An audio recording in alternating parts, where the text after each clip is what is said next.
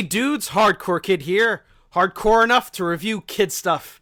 And today, I'm going to be doing something a little different. Since I'm currently still doing the Hardcore podcast, we're going to be reviewing the bonus segment, since there was no bonus segment of the BattleBots episode last week. And we did something stupid, I think.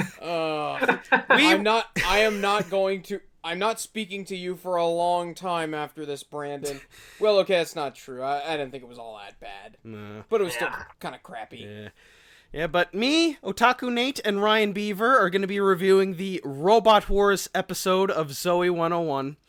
Now, if you've never heard of Zoey 101, basically it was another one of those Dan Schneider Bakery dramedies that aired in the mid-2000s. Mm-hmm. I believe this particular episode aired in 2006. This was back when we were all in high school. And basically it stars Jamie Lynn Spears, who is the younger sister of Britney Spears. She first started off as one of the actors for the All That reboot. And she was there at the ass end of the reboot, and I didn't think she was all that bad. I actually loved her grandma skits, which were funny. Ain't no sunshine when he's gone. Yeah, so Dan Schneider picked her to play this goofy, wacky, totally not Clueless inspired Zoey for this dramedy, and basically it's a high school show. It lasted about 3 seasons and 60 episodes.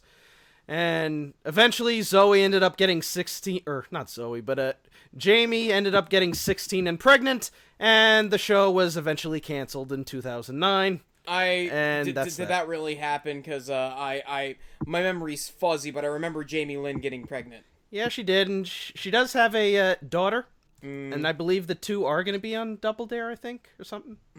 I know, but yeah, it wasn't a good show. And from what little I've seen, it was. I'll give it this.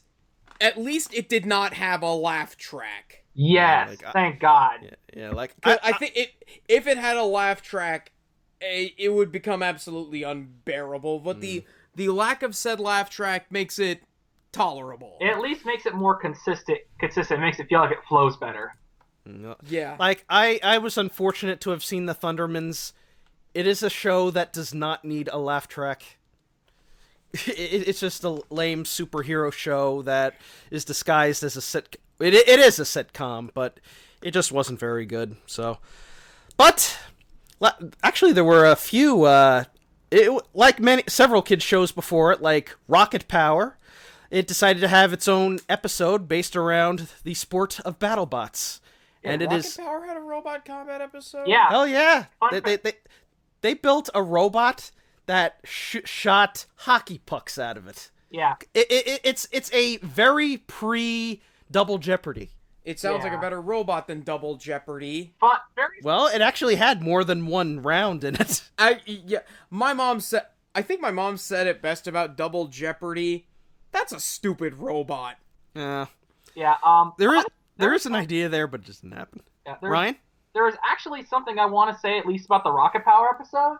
From a writing standpoint, I honestly think it's like pretty dull. But from a nostalgia standpoint, it actually has a huge impact on me because the Rocket Power episode was my first ever exposure to fighting robots. Like, I had never heard of the sport before that.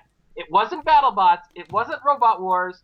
It was Rocket Power that introduced me to fighting robots. So, did they have better safety standards than this episode? Oh no! Literally, to test the robot, they actually fired hockey pucks at his friends. Oh my god! They all wore like trash can lids and had hockey pucks, and he basically fired hockey pucks at his buddies, and basically used the robot also had a hammer, which he used to smash his friends' hockey sticks. Oh yikes! Damn you, Otto! I actually have the episode saved on my computer. I can send it to you. Like, it is laughably bad. But we'll have to. We'll save that for another conversation. We'll save it for another episode. Yeah. Yeah. I watched it once online, and I'm like, well, at least it's better than the Zoey 101 episode. Yeah. At least it had some kind of creativity to it in terms of its. Yeah. So. Yeah. But enough stalling. We must get into this review. So, yeah. No. Allow me. This is the Owain Ratcliffe way of reviewing things that are bad. Okay. Ah! Okay, don't shit yourself, Owain. So this episode, the first thing I must note about this show, what a boring ass intro it has. I think it's Jamie Lynn singing. I think so. It is so unremarkable. It's like Manic Monday by the Bangles. It's just it's one of those songs that just says, "Oh well." So we begin with Zoey, Victoria Justice, and the guy I believe is Chase. Yeah, Chase. Mm-hmm. Yeah. The first thing to note about this episode when I first started watching it, and can you believe this came out in 2006, like 12 years ago, and this was right when we were all in high school. We're essentially the same age as the kids in this episode. What horrible fashion sense everyone had back then. I mean, you got Chase, who has this hair. He looks like Bob Dylan on the front cover of Blonde on Blonde. You've got, I think, Victoria Justice. I don't even... She had some kind of wacky... Like, some kind of not goth. She looks like Sombra from Overwatch. That's an insult to Sombra. And basically the episode starts, they're having lunch. Chase is whining about not having his giant cookie. Oh no! I don't have my giant cookie. Quit whining about your first world problems, you stupid idiot. Who do you think you are? Terry Crews from Everybody Hates Chris? You didn't get your big piece of chicken? So Chase decides to be a complete whiny and decides to talk to these other big whinies who happen to be our villains, our heels of this episode. Oh god, yes. High school age Jameson Go, Ellis Ware, and Paul Ventimiglia. If they were all basically hit with the if they were basically all pre-2000 nerd stereotypes and also huge dick bags. Oh my god. Brandon, who did you say the Asian kid reminded you of? Grant Imahara. Yeah, all I had to say when I saw these guys was, man, Jameson Go was really insufferable during his high school years. I think Jameson Go would be a better heel than any of these geeks. Oh yeah. I think oh my god, yes. The entire MIT team would be better heels than these guys. Yeah, some of these people on BattleBots are better actors than the people in this show. Honestly, if they ever decide to have another villain, like another villainous robot builder, I'm just gonna hire Ray Billings. Evil cackle. Okay, Wario. So basically, Chase sees all these geeks, and you hear them speaking all this jargon. Yeah, they're quoting internet slang, like they're saying OMG and ROFL, and all I have to say is, as a nerd, nobody talks like that. And keep in mind, this was right when internet jargon was first becoming a thing. I do say OMG every now and then, but it's usually when I'm being sarcastic, like, OMG! Yeah. This movie has a white lead character! Yeah, and I pretty much only use LOL pretty much only in its intended use on the internet when I don't feel like typing. But I don't think I ever use Frothful. I never use OMG. So... I don't use LOL on the internet, period. Like, I use it all the time. I am guilty to say that I use it all the time. I mostly just stick with basic ha ha ha ha ha ha ha ha. Yeah.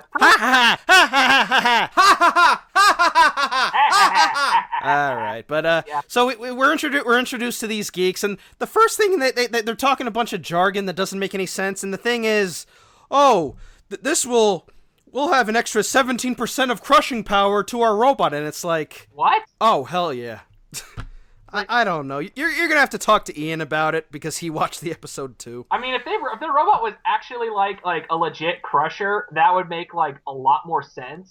Yeah. But it's an axe. It's a rake. No, it's a rake. Okay, I'm just gonna say that to get this joke out of the way. When I describe I'm gonna describe all three of the robots right now. The girl's robot, an oversized sex toy. The villain's robot, an edgy rake. and the Quinn's robot is Mouse Rebecca Catbot's unborn fetus. Yeah, that's pretty much it.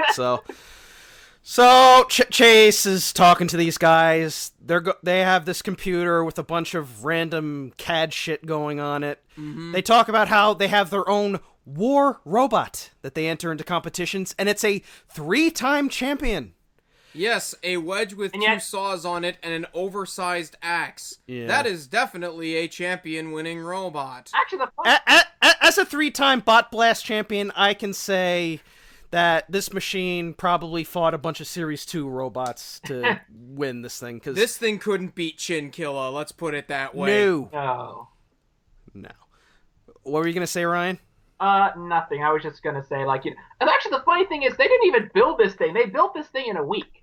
Apparently. Oh God. You can't talk. I know that you have to kind of exaggerate things because this is a kid's show, but if they said like a month instead of a week, I could at least buy that. But or even like 3 weeks. 2 to 3 weeks is way more believable than 7 days. It's been a month and I'm still waiting for parts from Hobby King. Yeah, but they must have been drinking a lot of Monster and Red Bull. Well, they even have Monster back then? I think they did. I don't know. Unless it was Sobe, because I know that because I took some robotics classes at Bergen Tech, and they had tons of Sobe in there. Yeah. So anyway, maybe that explains why you're so hyperactive these days. Yeah. I don't take energy drinks. So these guys are hazing Chase. Zoey shows up to be the hero, the baby face, coming in for the rescue. And she says that she can build her own robot and beat the crap out of the Heels bot. Sure you can. And the Heels give Zoey and Chase exactly 1 week to build a 100-pound robot to fight against their bot. And I'm like, yeah, right.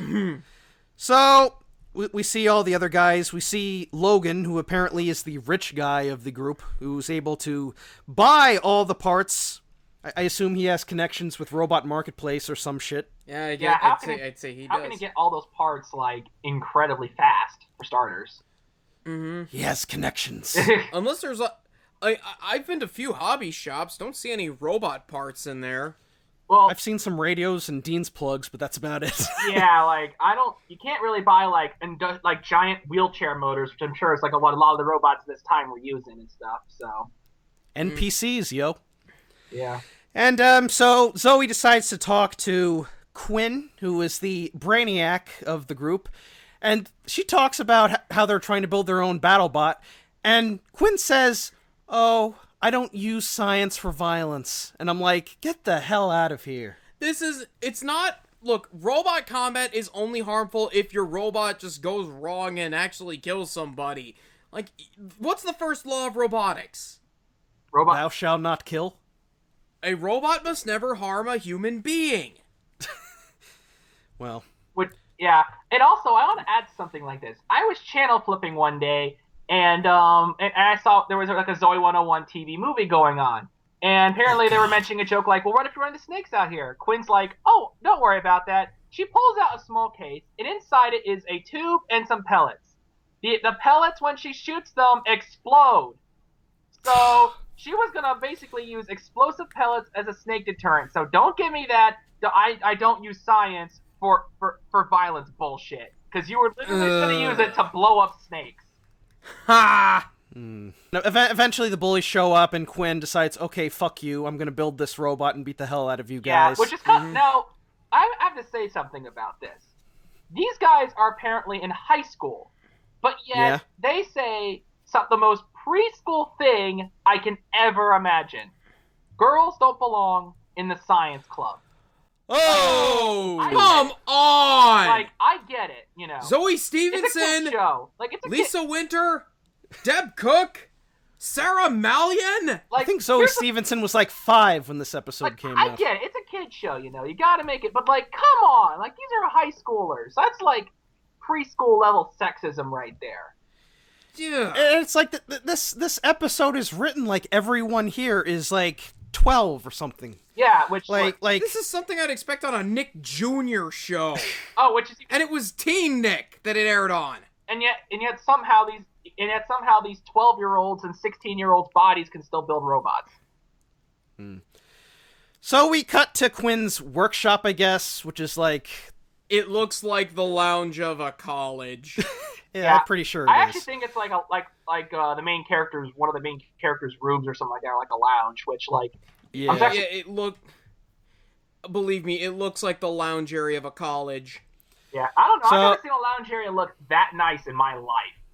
So, now let's talk about the robot design itself. And like many newbies who are trying to get into the sport, they come up with the most useless, decorative nonsense that they're trying to put into this machine. It's Herbie the Love Bug. And they show a drawing of what they want to put together, and it's this giant blue thing. It's got flamethrowers, it's got rocket launchers, and it has like this voice box where it can insult the other robot when it's talking. You're speaking to this microphone and it insults the other team. What are they going to do? Defeat it with ad hominems? I don't know. Maybe they'll just play Justin Bieber music and make their ears bleed to death. Oh, that'll do it. But well, it's 2006, so you have to play terrible rap songs. But yeah, I look at this design and I'm just thinking, really? And also, the funny thing is, I'm gonna have to get about that on this later, but they are fully aware that they're fighting in an open air amphitheater, and they want to put flamethrowers and rocket launchers on it. Perfect. Yeah. I'll give the TV show Space some credit. At least they played it up for last, but we'll go with that later. But yeah. At least it was a robot street fight, and they had a lot of very mundane bots like King Bee and Cerberus and stuff. And it's like these robots wouldn't. It's not like you'll be seeing like shrapnel flying at people's faces, like in that video from a while ago. But it's like the early live events in the UK where the only thing they had to keep the robots in were hay bales and chicken wire. All right, so I'm gonna have to. I kind of want to continue this here, but let's continue. Basically, so to get back to the plot or lack thereof, basically Quinn helps them build the robot. And the first thing they don't get the drive done. They don't get the weapon done first. They get the speaker system done first. Oh, yeah. And basically, Logan, being the rich douche that he is, decides to test it out with some really crappy insults with a very forced robotic dialogue. I am Quinn. I must go get a sprocket from my home planet, Dorkon. I am Quinn from Dorkon. So, you guys think I'm a dork? Then Finn Balor cuts better promos than this guy. Yeah, but then Quinn leaves, and Logan makes a joke that she's a dork, and everyone laughs, and then forced drama because Quinn hears it and gets super butthurt. Like, aren't these your friends? Like, dork is honestly one of the least insulting terms I've ever heard in my life. Like, there are 1,000 other things they could have called you that made sense, but dork? I call myself a dork all the time. If anything, it's like the least effective insult ever. And if anything, and this is speaking as someone who is a roboteer, roboteers like us, we are dorks. That's We're nerds. Point. Yeah, and to make also makes a sense. Like, I can definitely get upset at times about this, but here's the thing: friends make fun of each other. If anything, that helps you grow more as friends. That you just casually throw gentle insults. It's not like you're like cussing them out or anything, or like insulting their like mother or something. It's just playful insults. Mm-hmm. So yeah, I get why she's upset, but at the same time, like, chill the fuck out. Oh, and of course her solution is, and of course everyone's all sad because now they don't have anyone to build the robot. Which actually, oh no, it's not like we could ask someone else to do it. Yeah, and also, well, they do. Well, but here's the funny thing is though, Quinn actually brings up a legitimate point in this. Zoey goes to apologize, and basically she says, "You don't care about me. You only want my brain to finish your stupid robot." And I'm thinking, oh my god, it's bad. It's bad whenever a character points out the faults in someone's logic within the show. Oh, and even worse when it's the good guys. Because Ian actually made up a good point early in his notes with this episode. This episode is about entitlement. Zoey never does any work on the robot, but gets all the credit. Yeah, she's the driver. Yeah, but she didn't even. But no one in the group didn't even pick up a damn wrench. Like, it's basically She basically just asked other people to build the robot because she was too lazy to learn how to do it herself. You know how stressful it is trying to put a beast like this together? And then someone just calls you a dork for building it? For building a robot that you wanted her to build? I can kinda see where she's going. If it was a story about Zoey actually getting her hands dirty and learning the hardships of actually building a robot but ultimately triumphing, that's a good episode. Yeah, it's a great idea. But apparently, learning the struggles of building a robot just does not have enough time slot to fill 22 minutes. So we got to have this forced drama bullshit. Yeah. Like if they, this plot would have I'll give Rocket Power credit for this. Like that, they're literally the whole point of the episode was to build a robot and beat the champion. But that was half the time limit, and it was the perfect length to do that kind of story. But this, it's just forced drama for the sake of forced drama because apparently 12-year-old girls don't care about what actually goes into building a robot. They want to see friends crying at each other. Lovely. Lovely. I'm sorry if I'm no, doing nothing but bitching. It's just no, it's perfect. I was cringing the whole time. I'm a guy who watches fucking My Little Pony, and I was cringing during this whole fucking thing. Anyway, so let's move on to this Miles Brody character. Yeah, so they decide, okay, we need to find a new bot builder, and we only have like 2 days to get this thing done. So they go to this library, and they meet what looks like some weird British version of Blue Magus, just sitting there in a library. What the hell was his accent supposed to be? Like, he sounds like you trying to do a British accent. Oh, come on. I have the greatest British accent of all time. Ah, come on. That's not really a British accent, you wanker. This is what a real British accent sounds like. You know what I mean? Music, sure, you gotta sit down like you're in the gutter now. It's how it's supposed to work, isn't it? Mr. British Guy would have made a better British guy than this guy.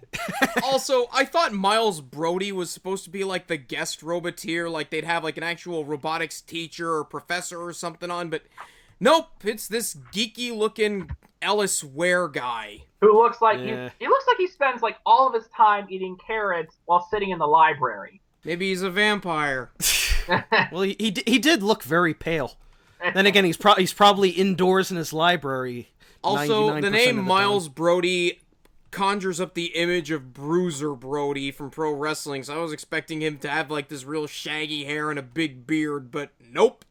Yeah, I actually personally have trouble with the name Brody as well, because of the fact that that's the last name of the main character from Godzilla 2014, who I still consider to be one of the most boring human protagonists I've ever seen in a Godzilla movie. Like, his father, played by Bryan Cranston, was fantastic, and then Aaron Taylor Johnson just steals the show and is just like, I gotta get my family out of the city, but I'm not gonna do that. I'm gonna tell them to stay in the city, despite the fact that I know that 2 giant monsters are going on their way right now. Basically, Zoey says tries to talk him into helping him finish their robot, and Miles says yes on one condition. I'll help you with your robot, but in return, I would like a date. Oh, well, I'm flattered and all, but... Not with you. With your delightful friend, the perky brunette in the fuchsia blouse. They were like, all right, fine. We can't guarantee it, but okay, fine. So Miles is able to finish this goddamn 100-pound monstrosity in the matter of hours, and it looks so... Actually, let's talk about the robots. Little fun fact about the robots in this episode. They were built by Jeff Vasquez, Robotica and BattleBots veteran, who competed with these machines. In fact, the Heels robot in this episode is Debbot from Season 2 of Robotica. Except, instead of the lifting arm, they've got this giant fuck-off axe that is shaped like a cross. Because symbolism! It looks like Bumblebot. they stole Bumblebot's axe. Yeah. No, this like one is... Like I said, it's the edgy rake. It's an edgy rake. Yeah, and Will Bales is not happy about that. yeah.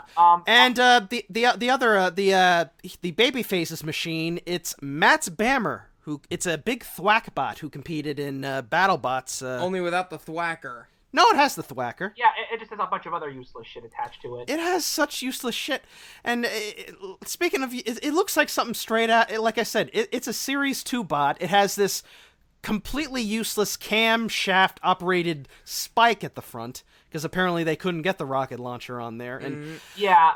here's something that also bugs me. Miles is showing them the controls. The right stick does up, down, left, right.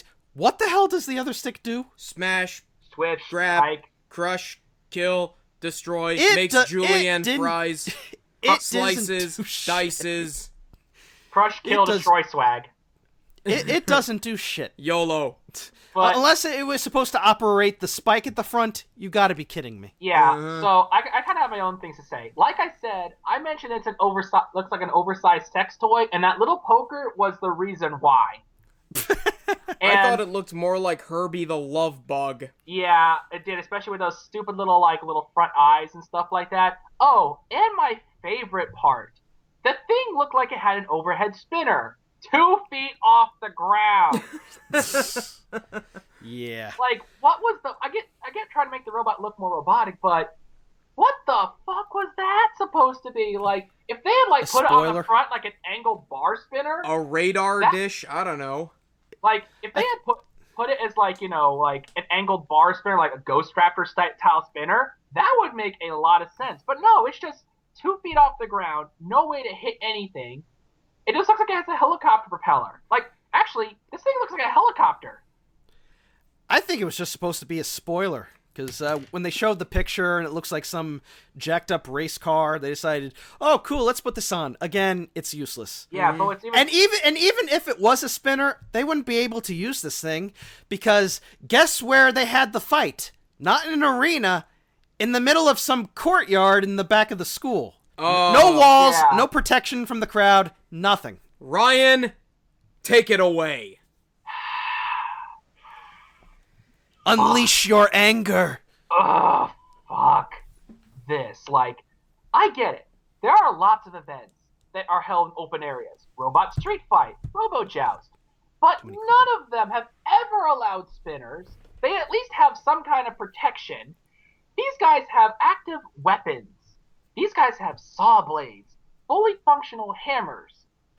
But honestly, I wouldn't even mind that anyway, because this fight is just nothing but bumping and bashing. Literally what people think wedge fights are supposed to be. This is the stereotypical wedge fight. It's a Series 2 fight. It's a Robot Wars Series 2 fight. Only without the BS of the PPZ. The PPC would have actually made this more interesting. Like, oh my god. And of course, I love that the fact that the first thing the bullies do as soon as they bring the robot to the field, just start making fun of it. Because, they have to have a villain. Like, and I'm just going to go on a tirade about that for a sec. Do you mind? Go ahead. Go ahead. Why is it that every time there's an antagonist in the episode, it has to be some smug jerk-ass builder? Like, Because heels. I know that, but just for once, can't we have the other builder be a nice guy, be a chill guy, even if his robot kills everyone else's robot? Just you kidding me? We're supposed to sympathize for the guy we're going up against. Who do you think you are, Apollo Creed? I get it, but just for once, just to spice up the mod. In fact, I actually have my own episode idea where one of the main characters. Hell, imagine if the main characters were one of our main characters was being the asswipe, and everyone just what the hell, dude? And basically, the episode was this asswipe learning sportsmanship. Just for once, can we not have the builder be an asswipe? The only time I've ever seen a builder not be an asswipe was The Simpsons. The Simpsons was the only only show to never do that with Professor Frink being the champion. Right. And the fact that he never actually, bragged, he never insulted, and even once they found out Homer was inside the robot, he actually ordered his machine to stop. Like, come on, man. I don't know what to tell you. I'm so sick. They have this fight. It's really boring.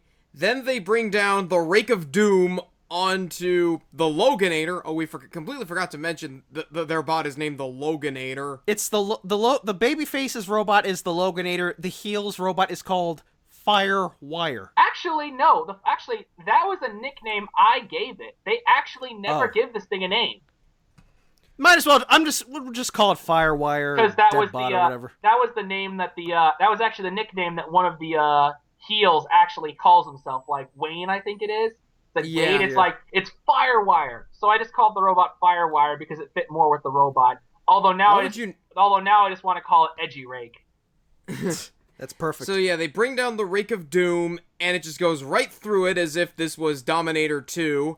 They think they've got it won, but the match they lose via disqualification because their robot is over the height limit. Oh, God.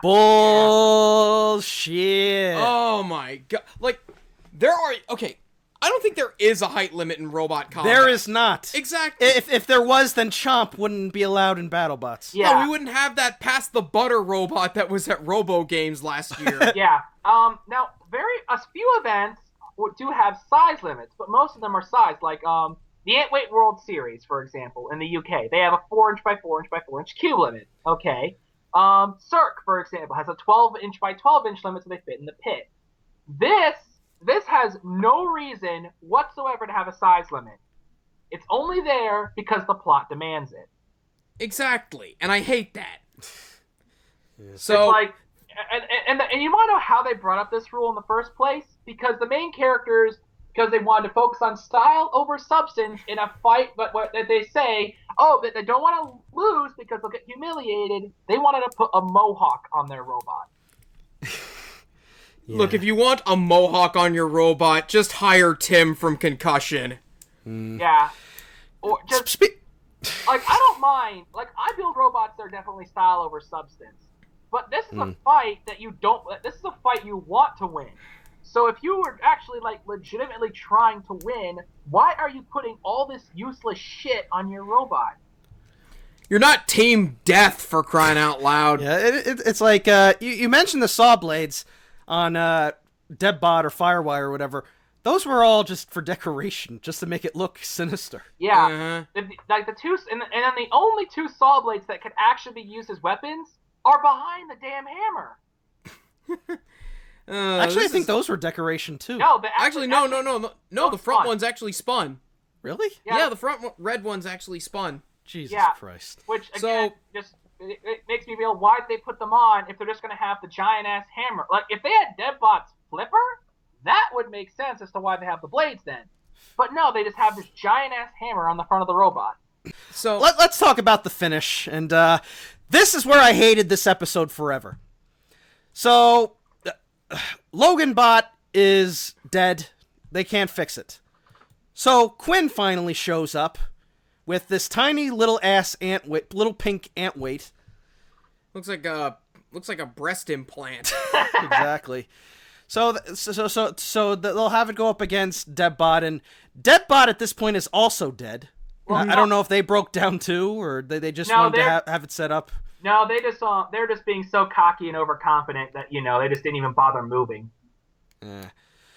So Quinn has this tiny ass controller that looks like it came off of a Commodore 64 or whatever. Looks like a garage remote. Yeah. So she turns it on. She presses a button, and motherfucker, out of this little ant comes this giant laser beam, which goes off and destroys the entire heavyweight robot.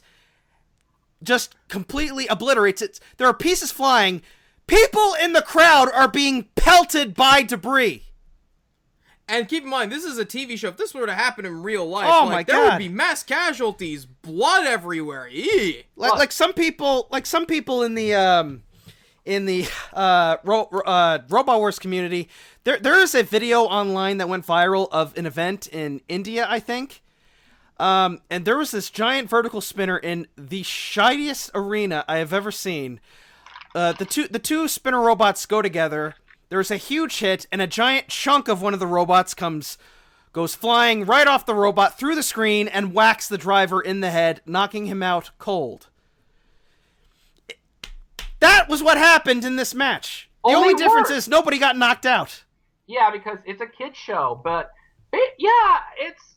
It would be fun. It would be cool if the whole time this thing was played for laughs, like in Spaced, but like it can't decide whether it's supposed to be serious or if it's supposed to be funny. It's like shot like it's meant to be like cinematic and stuff like that. Which, by the way, going back to my earlier point, Quinn says she's a pacifist. Bitch, it's like you just hospitalized every single person in that fucking amphitheater. You are the worst pacifist I have ever seen in my life. And where did she even come up with the idea for the laser?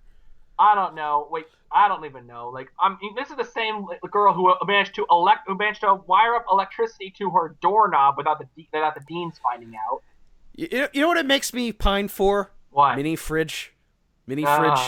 Just comes out with a refrigerator, and then the door opens up, a hammer comes out, and just beats the shit out of Deadbot. Yeah.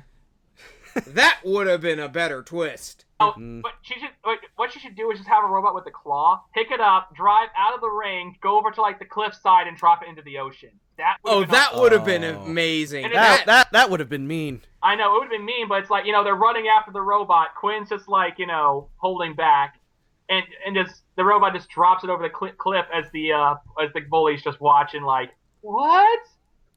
That actually would have been so friggin' funny. You gotta wrap this up because I have to leave. Yeah, so basically the episode ends, the bullies are crying, Zoe's happy. Zoey, who had maybe a day left to practice driving, actually was doing okay driving, like spinning around with the thwack bot and doing stuff. It's like, wow, you really learned to drive in such a short amount of time. Hooray, she didn't have to work to earn this victory or anything. Yeah. And of course, and in the end, they all bring the fixed up robot with flowers to Quinn to say, I'm sorry, and everyone's just all happy and stuff, because they're all saying sorry, and everyone's just happy because it's a happy ending. And then of course, and then the very end of the episode, we see Miles on his date with actually, I just remembered Lola. Lola's not actually her name; it's actually Nicole. Oh, well then why did Ian say Lola? Was that the actress's name? I don't know. Maybe. Who cares? No, he I don't know. But I'm just gonna call her dumb. Yeah, basically it's like everyone's all happy and stuff, Nicole's on her date, all pissed off, So, and in the end, everyone lives happily ever after, except for the asswipes who never get girlfriends because they're so sexist little preschoolers. Yeah. And that pretty much covers the Zoey 101 episode. It was very shitty. Yeah. On a scale of 1 to 10, I give it an 0.10101. I give this one, say it with me, Brandon, -5 stars! Actually, I didn't think it was all that bad, but it was still pretty bad. I give it a hardcore headache. Yeah, I give it. I'm trying to think of a clever rating. You guys keep talking for a minute. I'm going to think of a clever rating. All right, so until then, I guess we should... I will say I am happy we were able to review it so we can tear it apart, because it's been 12 years, and in the 12 years, I'm still reminded of this episode.